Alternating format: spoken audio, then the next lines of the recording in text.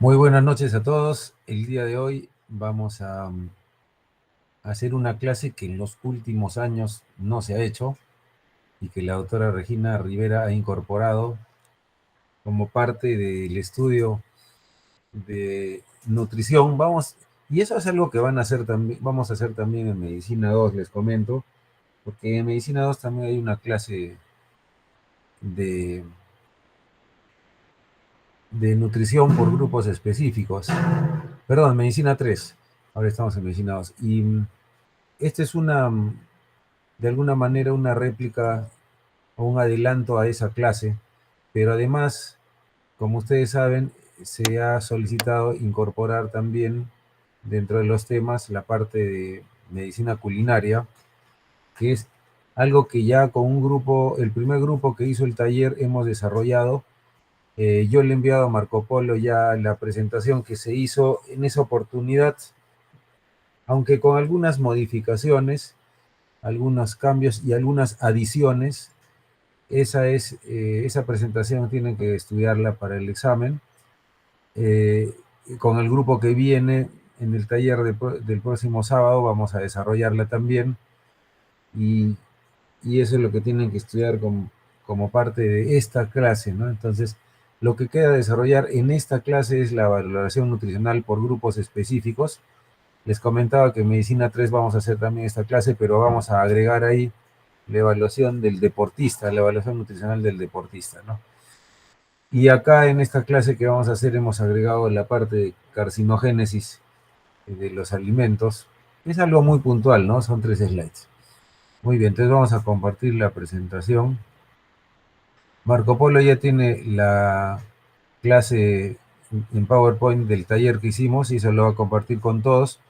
Como les reitero, hay algunos slides que hemos agregado y otros retirado. Sí, doctor, ya se los pasó el grupo, doctor. Excelente. Y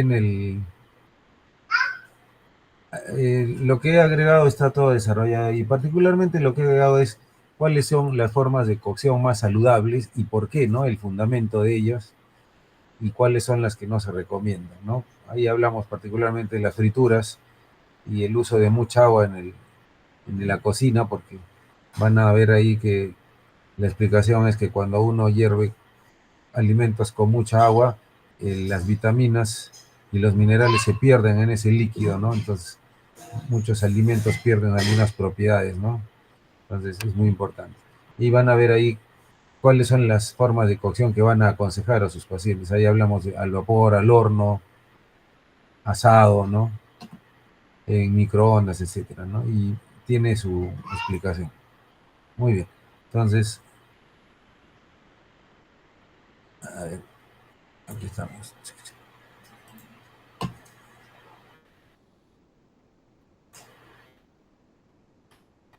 Me avisas si se ve Marco Polo. ¿Se ve?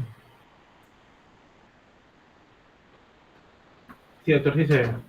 Cañón. Vamos a subirlo un poquito. Muy bien, probablemente esta clase no nos tome menos de una hora. Entonces, lo que se especifica en la clase es desarrollar la valoración nutricional por grupos específicos, ¿no?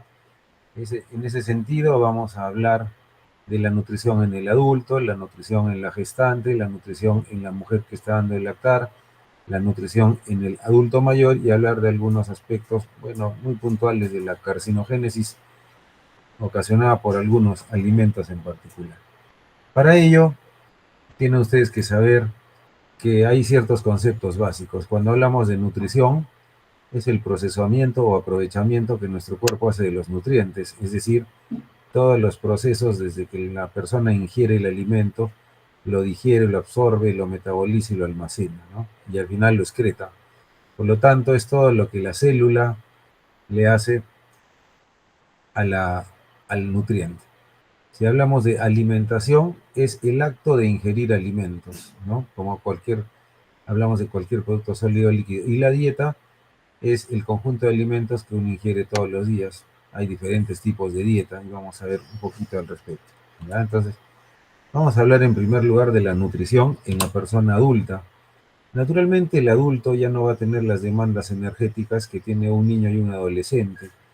Y los determinantes para estimar cuánto de energía necesita un adulto son la actividad física, eso es fundamental en la fórmula, ¿no?, de requerimiento energético calórico, la edad, el sexo, la complexión y el peso corporal, ¿no? Eh, Hay que tener en cuenta, y particularmente en las mujeres, que la mayor masa ósea se adquiere en la adolescencia. Es decir, una mujer particularmente que no hizo actividad entre los primeros 20 años, no logra encontrar o adquirir una masa ósea adecuada, y en el momento de la menopausia tendrá mayor riesgo de hacer osteoporosis. Por eso es fundamental que ustedes eduquen a sus pacientes mujeres, sobre todo, ¿no? Y les enseñen que tienen que hacer actividad física durante los años de infancia, adolescencia, porque son fundamentales para formar el hueso. Ahí hay una fórmula, ¿no? El requerimiento de energía de una persona tiene que ver con su metabolismo basal y también con el grado de actividad física, ¿no? Dependiendo de la intensidad de la actividad física hay un factor que se multiplica por la tasa metabólica basal y que nos da lugar al requerimiento calórico diario. Naturalmente, mientras mayor sea la actividad, el requerimiento energético diario será mayor, ¿no? Entonces, eh, año tras año se van renovando las pirámides de alimentación saludable. Como pueden ver, esta es la pirámide del año 2024-2025, donde se observa que en la base de esta pirámide se ha incluido la importancia de mantener estilos de vida saludables. Y eso significa que una persona debería idealmente realizar 60 minutos de actividad física diaria, mantener en la parte psicológica un equilibrio emocional, utilizar, como hemos visto, técnicas culinarias saludables y por lo menos ingerir 6 vasos de agua al día. En la base de la pirámide se encuentran eh, los carbohidratos. Estamos hablando de la pasta, del arroz, de la papa, del camote, y se recomienda en ese sentido que todos los días debe ingerirse una adecuada cantidad de carbohidratos. Llámese, y hemos hablado de carbohidratos complejos, y esto dependerá del grado de actividad física, ¿no? Y de preferencia a carbohidratos o alimentos integrales, granos enteros, ¿no? Luego, dentro de la pirámide también se habla de eh, el grupo de verduras y frutas, donde se aconseja que por lo menos debería ingerirse 2 a 3 eh, eh, grupos de verduras al día y 3 a 4 frutas, lo cual constituye más o menos en total 5 a 6 raciones entre verduras y frutas, ¿no? Eso es muy importante porque estas van a aportar las vitaminas, los oligoelementos y los minerales, que son fundamentales en cualquier tipo de dieta, ya que se asocian a un mejor, en disminuir el riesgo cardiovascular. Finalmente, ya llegando a la parte más alta de la pirámide, se habla de las proteínas y los lácteos. En el caso de los lácteos, se recomienda 2 a 3 al día, incluyendo leche, queso, yogurt, huevos. Y en cuanto a las proteínas, el consumo puede ser entre 1 y 3 porciones de proteínas. Estamos hablando de también huevos, pollo, carne, ternera, res, cordero, todo tipo de proteínas de origen particularmente animal, ¿no? Y ya en el extremo más alto, estamos hablando de carnes rojas, ¿no? O sea, abajo es carne de pollo y carne de pescado, ¿no? Y arriba ya hablamos de carnes rojas, cuyo consumo debe ser, si es posible, opcional o moderado, ¿no? Y ahí también están, pues, los embutidos y la carne proveniente o la carne roja, ¿no? Y ya en el extremo superior estamos hablando de todo lo que tiene carbohidratos refinados, ¿no? Y grasas saturadas, ¿no? Hablamos de pasteles, dulces, miel de abeja, estamos hablando de mantequilla, margarina, eh, productos de bollería, alimentos que tienen grasas trans, ¿no? Lo ideal sería no consumir, ¿no? O consumir ocasionalmente. Entonces, así se constituye la pirámide nutricional. La Organización Mundial de la Salud establece parámetros de requerimientos de nutrientes para los diferentes grupos etarios, como vamos a ver. En general, se considera que una dieta equilibrada en una persona adulta está constituida por 55 a 60% de hidratos de carbono, 30 a 35% de lípidos y 10% de proteínas. Habíamos hablado que en realidad no hay una dieta ideal. La mejor dieta es aquella que una persona pueda mantener en el tiempo, porque si yo hago una dieta vegana o vegetariana o una dieta intermitente, pero solo la hago 1 o 2 meses, no sirve de nada, ya que hacer una dieta implica un cambio en el estilo de vida. Por lo tanto, la mejor dieta es la que la persona puede hacer a través de los años. Y eso implica, y nosotros aconsejamos que lo mejor es que sea una dieta equilibrada, ¿no? En nutrientes, como se ve en el lado izquierdo. Ustedes pueden ver en el lado derecho, ¿no? Que hay diferentes dietas. Dice o se menciona que por su composición, la dieta, digamos, que está un poco por encima, hablando de beneficio cardiovascular, de que las demás es la dieta mediterránea, ¿no? Y luego, bueno, hay diferentes tipos de dieta basada en plantas, baja en carbohidratos, alta en proteínas, la dieta intermitente, ahora la dieta cetogénica, ¿no? Entonces, todas estas dietas al final son beneficiosas, pero el problema es mantenerlas en el tiempo, ¿no? Entonces, si hablamos de frutas y verduras, ya hemos dicho, ¿no? Que por lo menos se debe ingerir 5 a 6 porciones, es decir, 400 gramos de frutas y hortalizas al día, sin considerar los tubérculos suculentos. Estamos hablando de las papas, el camote, la mandioca y otros tubérculos, ¿no?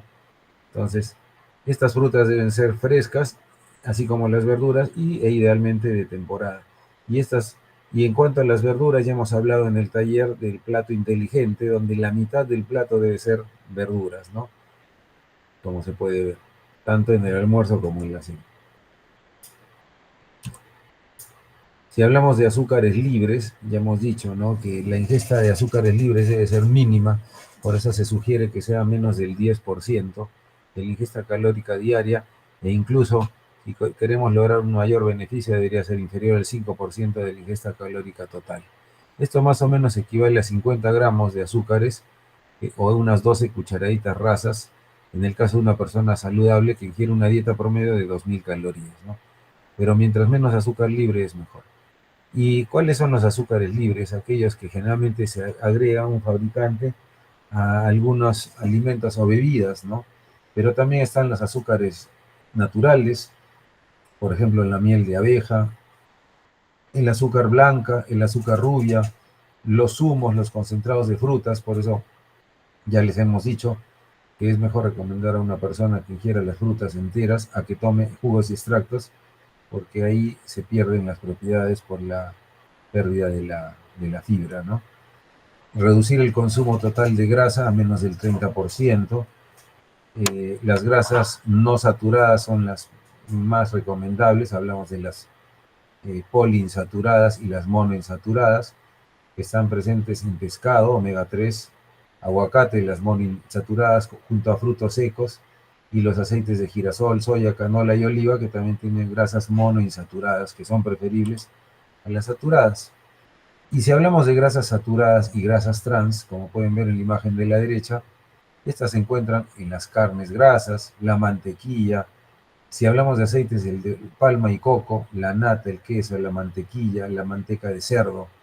Y las grasas trans son aquellas producidas industrialmente, con grasas que tienen una capacidad o un potencial aterogénico altísimo y están presentes en pizzas, galletas, tartas, pasteles, ¿no? Aceites de cocina, pastas untables, porque al volverse, se vuelven trans para hacerse sólidas, ¿ya? Pero son altamente aterogénicas.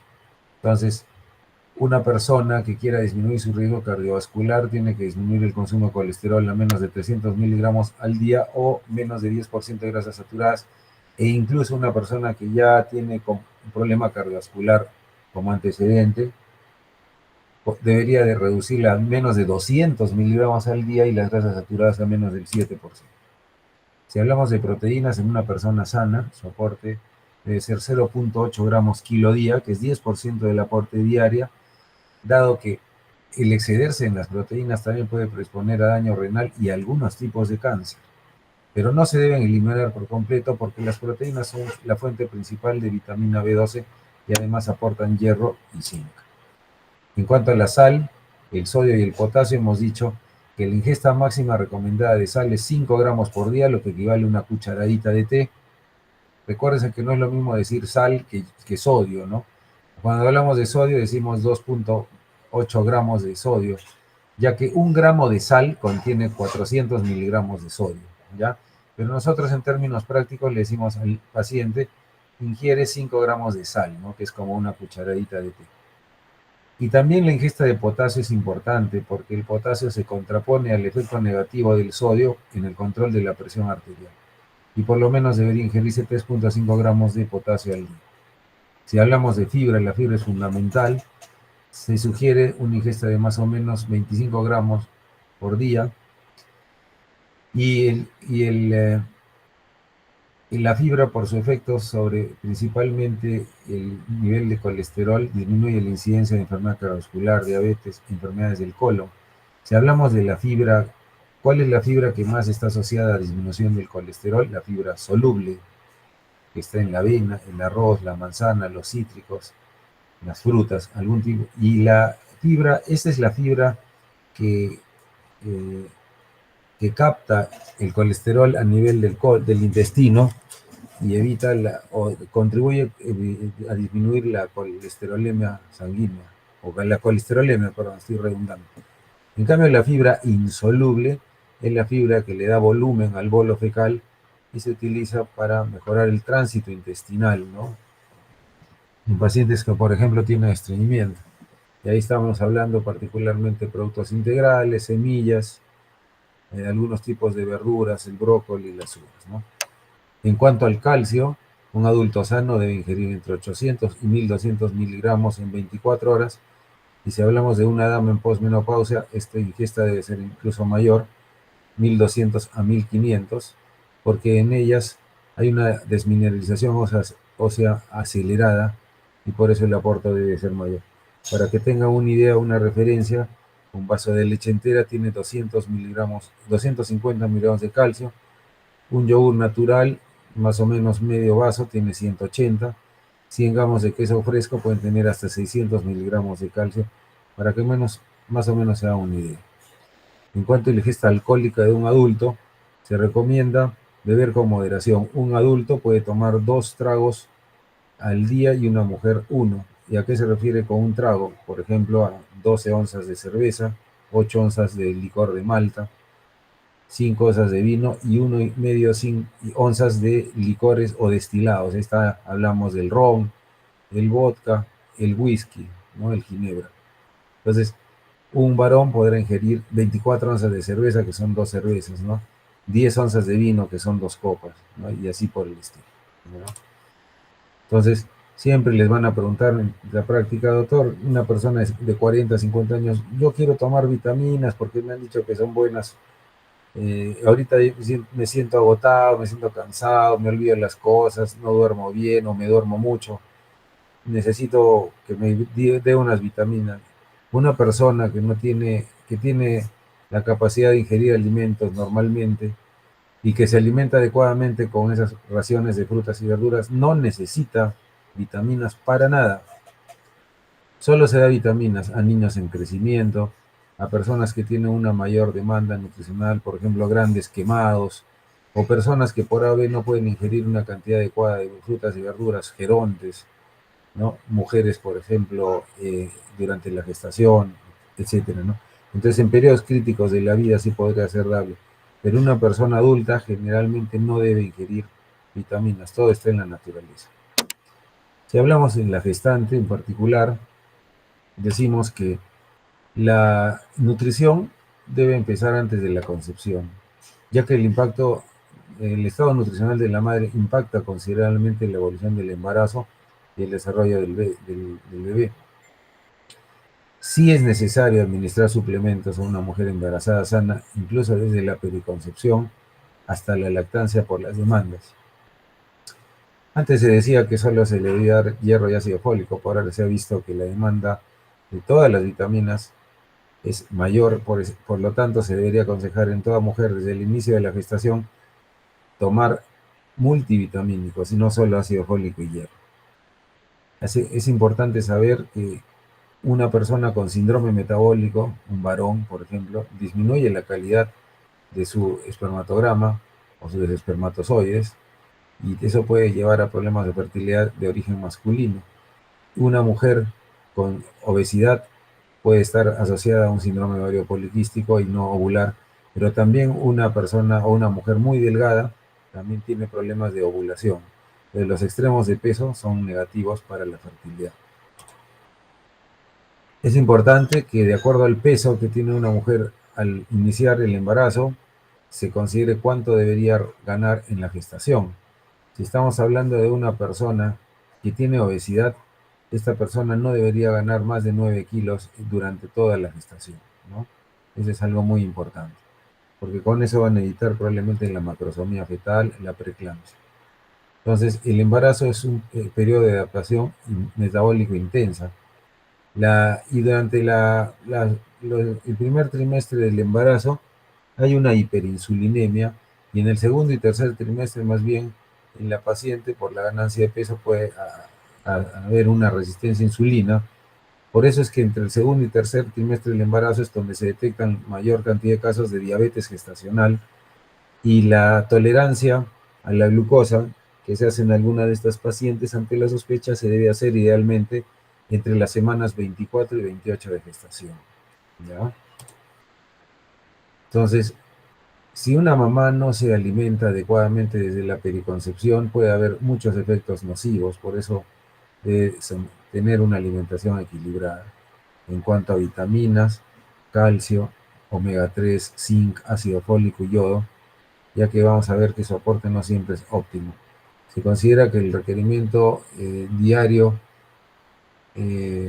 nutricional, el IDR se llama, de calorías, desde 340 kilocalorías más, ¿no?, del aporte habitual en que tenía cuando no era gestante en el segundo trimestre, y aumenta hasta incluso 452 por las demandas del niño y de ella, a 452 kilocalorías por día en el tercer trimestre.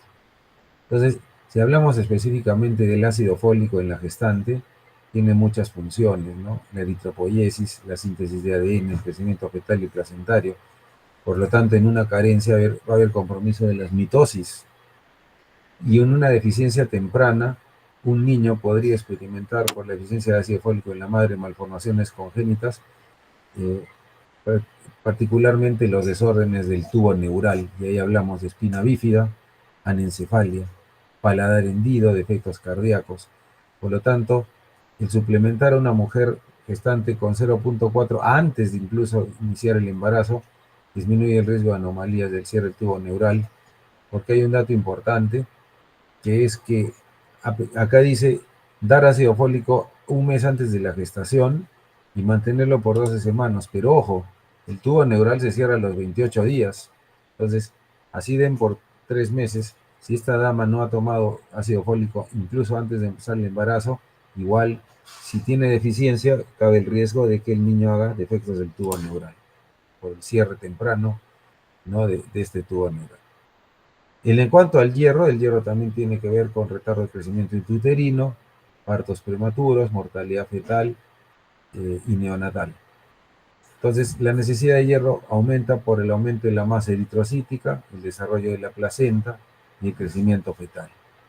Por lo tanto, el aporte nutricional debe ser 20 miligramos por día durante el embarazo, que incluso aumenta hasta 30 miligramos por día en el tercer trimestre.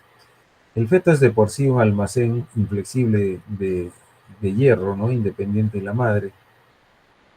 Y habitualmente hay que tener en cuenta que las mujeres en edad de procrear tienen reservas insuficientes de hierro, y eso se ve muy comúnmente justamente por las pérdidas menstruales, ¿no?, que pueden ser altas. Pero nosotros en el día a día vemos damas que tienen compromiso, anemia, con constantes corpusculares afectadas, ¿no? anemias de tipo microcítica hipocrómica que corresponderían a anemias por deficiencia de hierro. En cuanto al yodo, es fundamental, ya que su necesidad aumenta durante el embarazo y es fundamental y es muy necesario para la mielinización neuronal. Los requerimientos de yodo se estiman en 200 microgramos por día en la mujer gestante. La síntesis de hormona tiroidea aumenta en un 50% durante el embarazo y por lo tanto la subcarencia de este nutriente puede generar hiperplasia tiroides en el feto y también anomalías congénitas, muerte intraútero. Y ustedes saben, ¿no? El hipotiroidismo congénito puede dar lugar a disminución o afectación del coeficiente intelectual. Tenemos niños, ¿no?, con hipotiroidismo congénito que se ven severamente afectados cuando el uso de hormona tiroidea no se hace tempranamente. Se sugiere que debería ser dentro de las primeras 5 semanas del parto para que esto no afecte el desarrollo cognitivo, ¿no? Pero muchas veces se hace después. Entonces, la deficiencia de yodo es la causa más frecuente de discapacidad del desarrollo intelectual.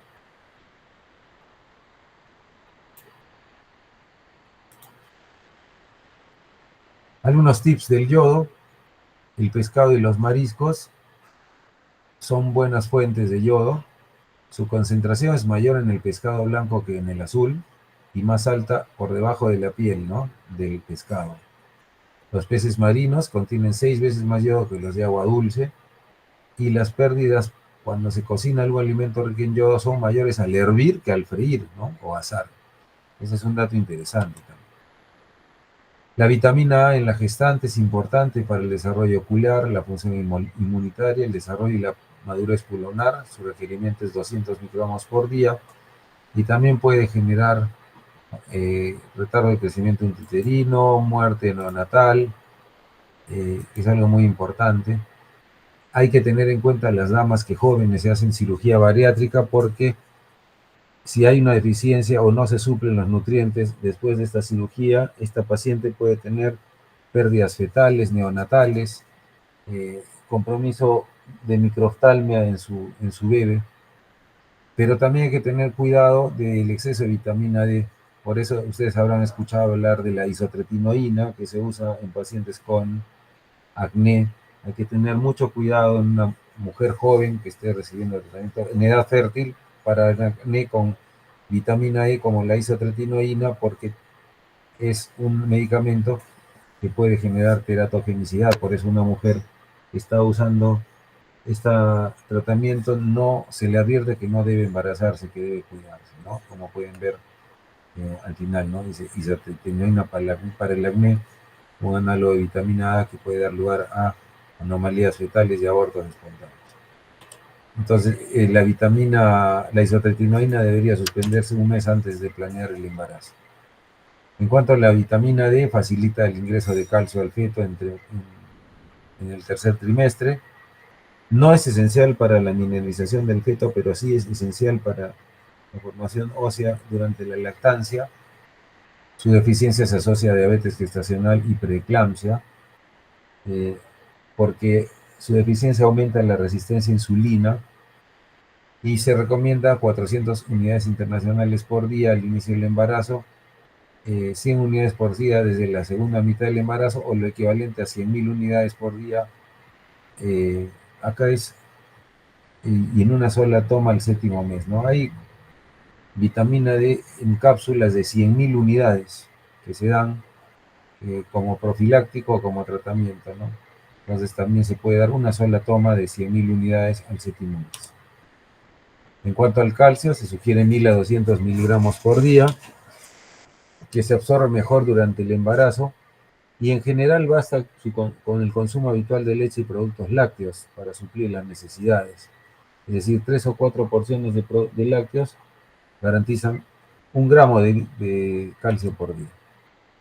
Los ácidos grasos omega 3, ya hemos hablado de ello, reducen la incidencia de prematurez y preeclampsia, mejoran el desarrollo cerebral del feto, y estos están en el pescado de carne negra, el uno dice el pescado azul, y estos compuestos son el DHA y el EPA.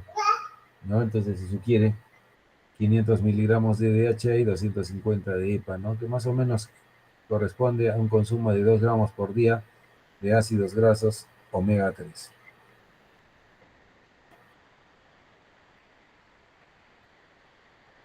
Muy bien, seguimos.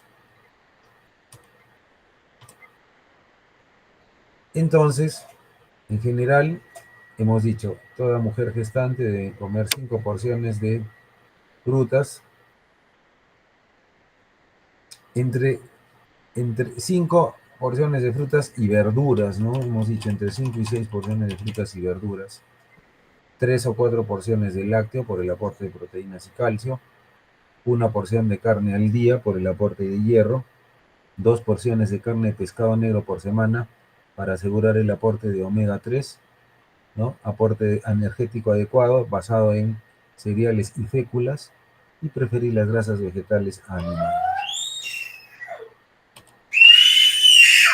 ¿Qué pasó, hijo? A ver, ya está. Si hablamos ya de la mujer en la etapa de lactancia, decimos que la producción de leche depende mucho del estado nutricional de la mujer y de la frecuencia de la succión del bebé y qué tan bien hidratada está la mamá. Entonces, la composición adecuada de la leche depende de la calidad de la ingesta dietética de la mamá. Por eso hay incremento de algunas necesidades de nutrientes. Ustedes saben cuáles son los beneficios de la lactancia materna, ¿no? Son muchos, y ahí se los he puesto para que lo sepan. Entonces, los primeros 6 meses la mamá tiene que producir 550 a 1200 mililitros por día de leche materna y cada 100 mililitros le demandan a la mamá un gasto calórico de 75 kilocalorías. Por lo tanto, el aporte calórico diario en los primeros 6 meses aumenta en 500 kilocalorías de su requerimiento habitual y 400 los siguientes 6 meses, ¿no? Y el hecho de producir leche por la mamá impone un gasto de 0,5 kilos por semana por la demanda calórica, ¿no? Y cuando una mujer ingiere menos de 1800 kilocalorías por día, se disminuye la producción de la leche. Por lo tanto, el aporte calórico debe ser adecuado y la ingesta de líquidos también. En ese sentido, se recomienda que la mujer debería ingerir 1,1 gramos kilo día de proteínas, lo que equivale más o menos a 25 gramos más de proteínas por día de lo que ingería antes del embarazo. Eh, y hay que tener en cuenta que el 70% de las proteínas ingeridas se transforman en leche, ¿ya? Entonces, la demanda o el uso de proteínas para la producción de leche es muy importante. Acá ven una cuadro donde se observa claramente la composición o la diferencia en la composición de la leche materna versus la leche de vaca. No se recomienda el uso de leche de vaca durante al menos los primeros 2 años en un niño porque la leche de vaca, y particularmente el primer año, está asociada a fenómenos autoinmunes. Se ha visto estadísticamente que un niño que toma leche de vaca muy temprana edad puede desarrollar diabetes tipo 1. Y como pueden ver, la leche de vaca tiene una mayor composición en caseína y menor de 0 proteínas, a diferencia de la leche materna que al revés tiene menos caseína y más 0 proteínas, ¿no? El aporte de grasas en la leche materna es mayor y dependiente de la producción de ácidos grasos esenciales, ácidos grasos insaturados, que son favorables para el bebé, ¿no? La relación calcio-fósforo en la leche materna es mayor, hay mayor aporte de vitaminas, ¿no? Y el hierro, a pesar de que es menor el aporte, es más biodisponible el hierro de la leche materna que el de la leche de vaca. En cuanto a los hidratos de carbono, más o menos se sugiere que la ingesta sea 210 gramos por día, pero eso depende también de las características de la madre, ¿no? Y en cuanto a los lípidos, de hecho, la ingesta de lípidos y grasas debe ser adecuada, ya que si no, la mujer recurre a sus depósitos grasos y baja de peso, ¿no? No existe una dieta exacta recomendada de grasas, pero lo que sí se aconseja es que se evite las grasas trans, que se recurra mayormente a grasas poliinsaturadas y monoinsaturadas, y ahí estamos hablando de las grasas omega 3 particularmente, pero también las omega 6, y debe mantenerse un aporte de omega 6 de 13 gramos por día y 1.3 de omega 3. Ya hemos dicho en qué está el omega 3, particularmente están en las grasas de pescado, ¿no? Sobre todo la EPA y la DHA. La ingesta de yodo debe ser mayor incluso que durante la gestación y puede llegar hasta 290 microgramos día, y la de zinc 12 miligramos al día en la lactancia. Hay que tener en cuenta que una mamá que abusa de consumo de frutas ácidas puede provocar diarreas en el lactante, y que algunas verduras y hortalizas como la col, la alcachofa, los espárragos, el poro y la cebolla abajo, en cantidades ingeridas en cantidades muy altas, pueden traspasar la leche y dar molestias al bebé. Igual las especias, por eso se tiene que moderar la ingesta de tanto estas verduras como las especias, ¿no? Si hablamos del adulto mayor, ustedes saben que en el envejecimiento, que es un conjunto de cambios morfológicos, fisiológicos, consecutivos a la acción del tiempo, hay muchos aspectos que se modifican. Ojo que para el 2030 se considera que habrá 1.400 millones de personas mayores de 60 años. La población adulta mayor está aumentando a nivel mundial. Y hay muchos aspectos que se modifican en el envejecimiento. La talla disminuye progresivamente a partir de los 60 años por el aplanamiento de las vértebras. Hay pérdida de masa muscular, que es algo que ahora se está viendo y trabajando mucho. El estimular a las personas mayores a hacer actividad física para evitar la sarcopenia, eh, que se acelera después de los 60 años, disminuye el metabolismo basal, lo cual implica que también el aporte calórico debería un poco disminuir. Y la pérdida de peso en el adulto mayor, ojo con eso, puede ser un predictor de mortalidad, ¿ya? Entonces, una persona mayor de 70 años que tiene un índice de masa corporal de menos de 25 es una persona con mayor riesgo de mortalidad. ¿De qué depende la vejez, no? Porque nosotros vemos personas de 70 años que están recontra bien paradas y viejitos de 70 años que están muy, muy mal físicamente, ¿no? Muy afectados. Depende de la herencia, del medio ambiente donde viven, del estilo de vida que ellos han llevado, sus hábitos, es decir, y de las patologías que ellos tienen, ¿no?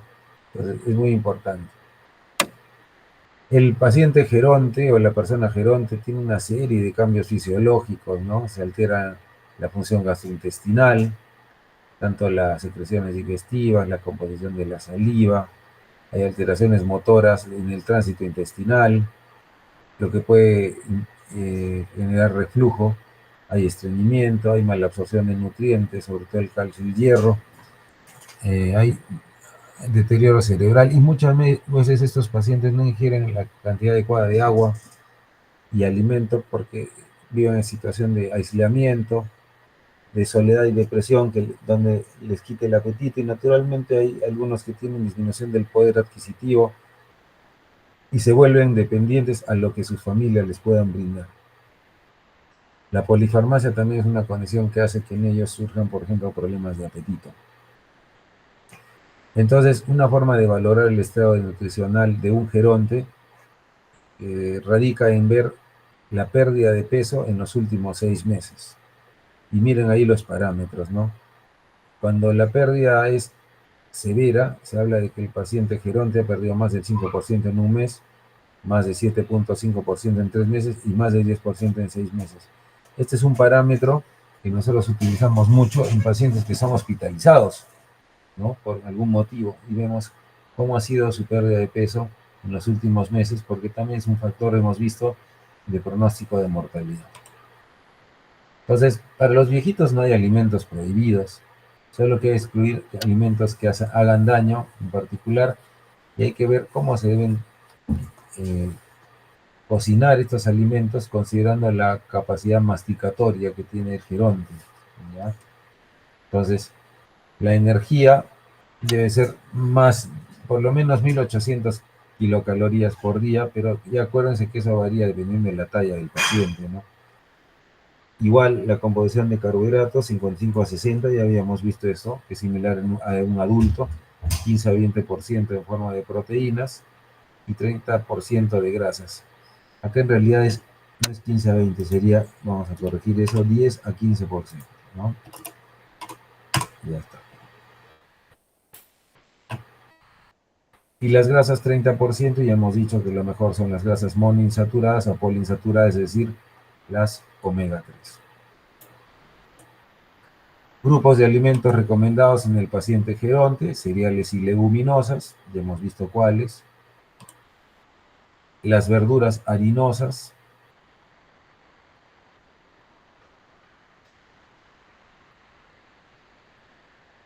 En el geronte, debido a la disminución de la capacidad masticatoria, disminución de las secreciones salivales y en general las digestivas, eh, mayor riesgo de reflujo gastroesofágico, mala masticación.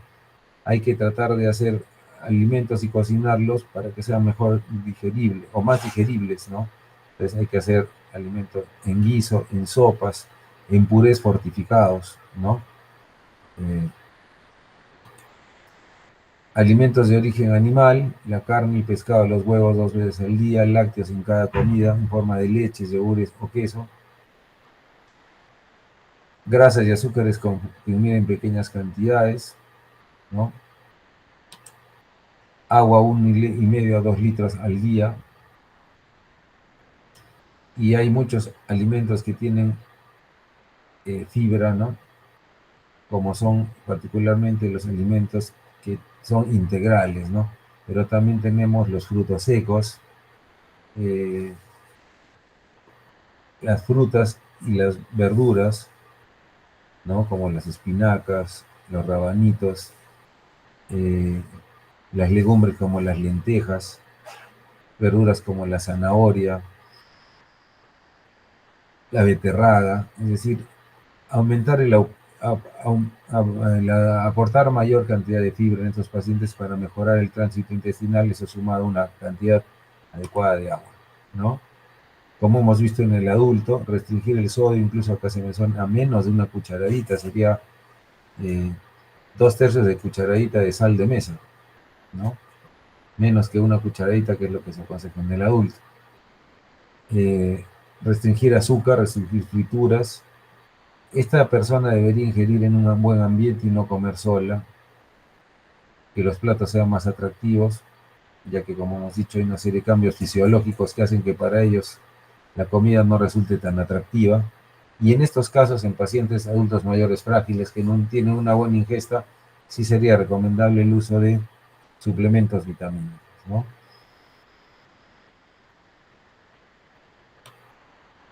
Las vitaminas y minerales en general, la B12 2,4 miligramos por día, la vitamina D 600 800 unidades por día, el ácido fólico 0,4 miligramos, el calcio 1200, el potasio 4,7 miligramos, perdón, 4,7 gramos. Ya hemos dicho que el potasio tiene un efecto beneficioso sobre la presión. El zinc en el hombre 11 miligramos por día, la mujer 8, ya que mejora la inmunidad, mejora las mucosas, mejora favorablemente influye favorablemente sobre el sentido del gusto y sobre la cicatrización de las heridas.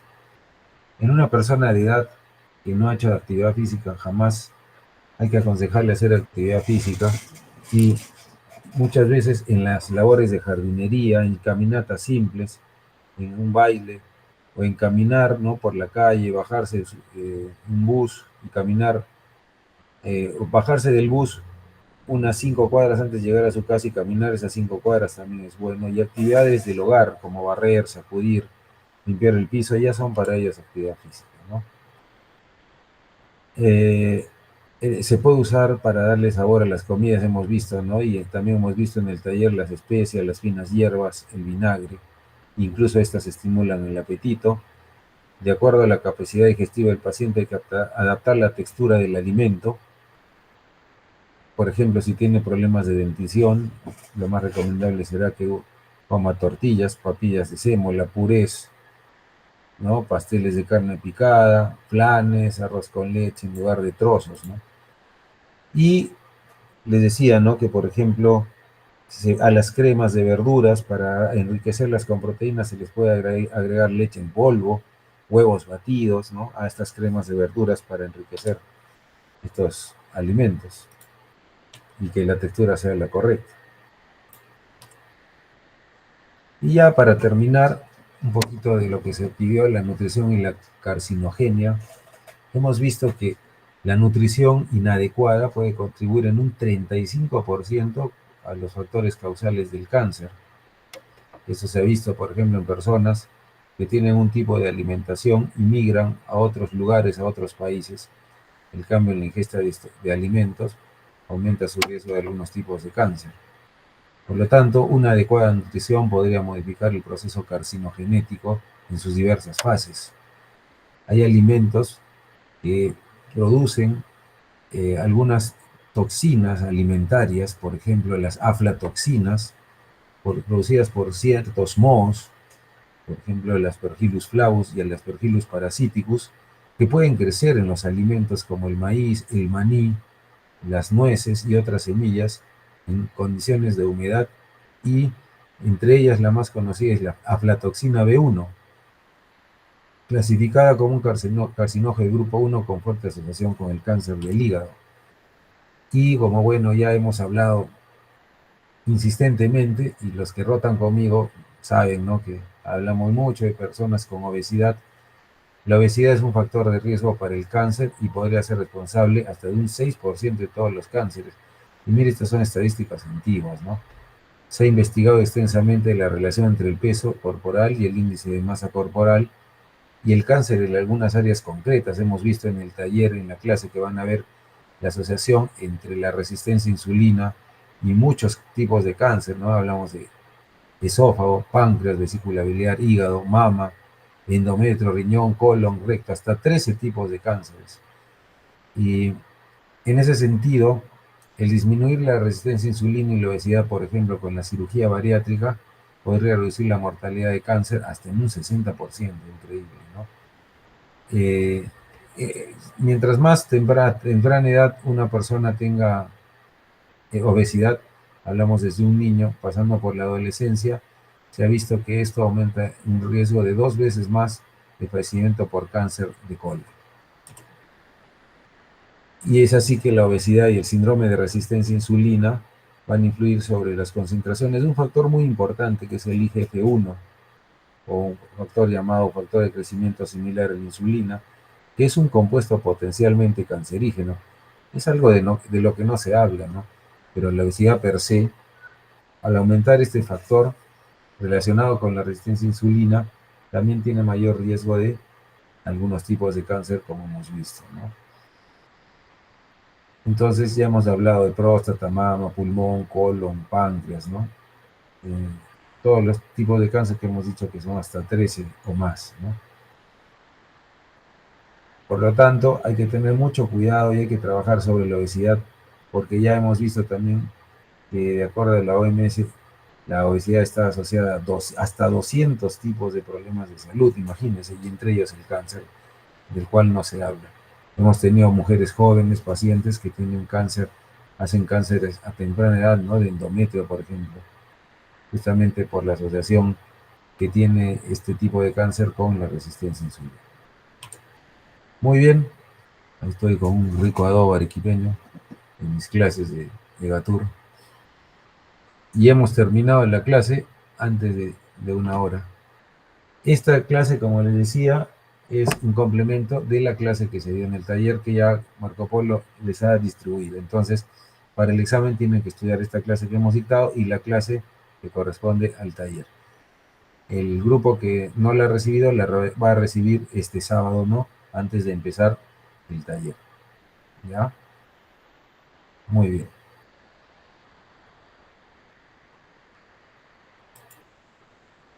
Marco Polo, no sé si hay alguna pregunta por ahí, y si no la hay, ha sido un gusto, como siempre, poder compartir con ustedes esta clase. Que tengan un buen descanso y a seguir estudiando. Espero que hayan dado bien su examen de endocrino. Ya comentaremos con mi grupo el día viernes. Un fuerte abrazo para todos y nos vemos pronto. Hasta luego, chicos. Muchas gracias, doctor. Hasta luego, doctor, gracias. Hasta luego. Chao.